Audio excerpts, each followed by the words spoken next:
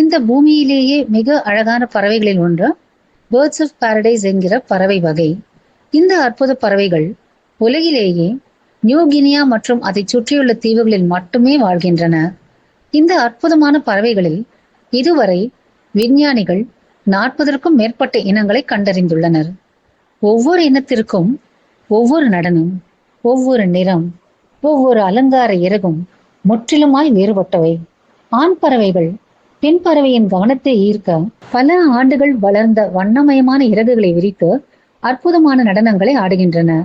சில இனங்கள் தங்கள் நடன அரங்கையே தினமும் சுத்தம் செய்து வைத்துக் கொள்ளுகின்றன.